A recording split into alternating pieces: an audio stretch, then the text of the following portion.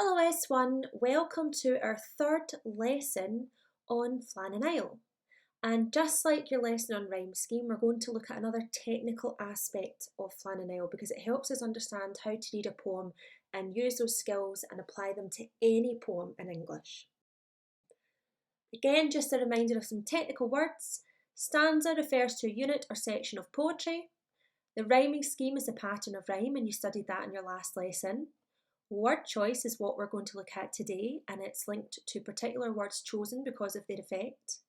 Imagery refers to metaphors, similes, and personification. The tone is the speaker's attitude, how they are feeling. And the mood and atmosphere is linked to all the techniques used to make you feel a certain way when reading the poem. So you already know about rhyme scheme, but now we're going to look at word choice. Now, word choice is probably one of my favourite techniques to look in English because it's amazing to realise how different words affect the atmosphere of something.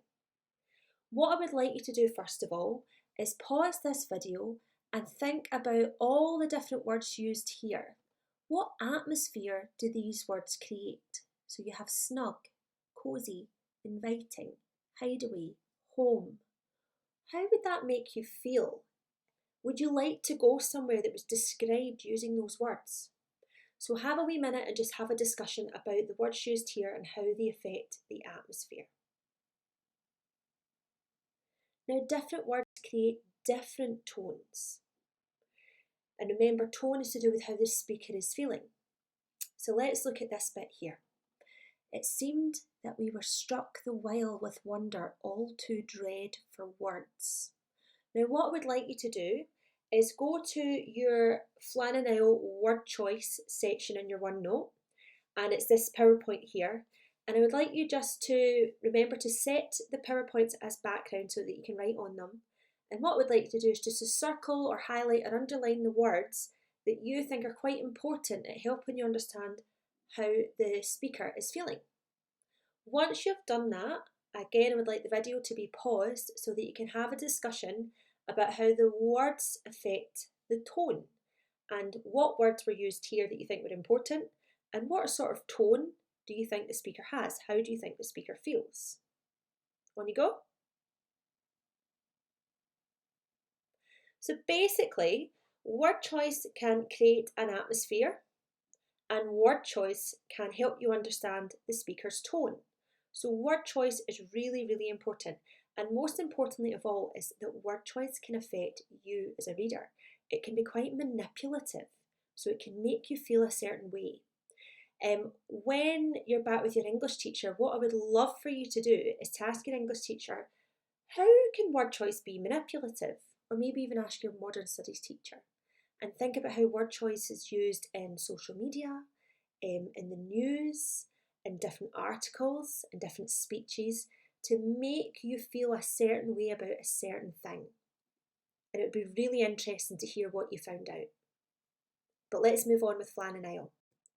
So when we're analysing word choice, we have to think about a word's connotations. Now, a word has two different meanings. It has the denotation, which is the dictionary definition of a word.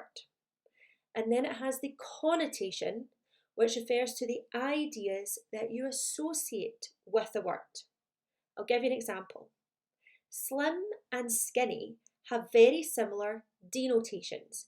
They both mean a certain type of maybe body mass index, for example. They both mean that someone who is slim or skinny is certainly not overweight and they're probably slightly below just an average weight. But slim and skinny have very different connotations. Slim tends to have more positive connotations linked to health, fitness, sport, an ideal way of looking, for example, depending on the society that you're in. Whereas skinny, although it can still have positive connotations, it can also have more negative connotations about maybe being too thin, about being unhealthy.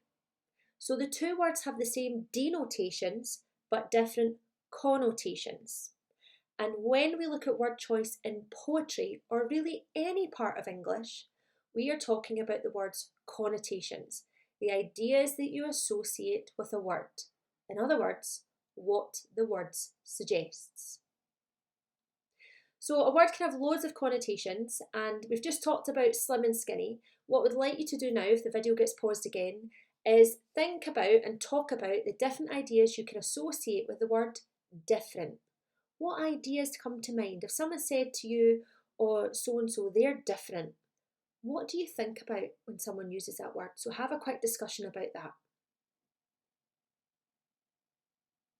So again, hopefully you realise that it might even depend on people's backgrounds, about people's own experiences, but there are different connotations linked to a word.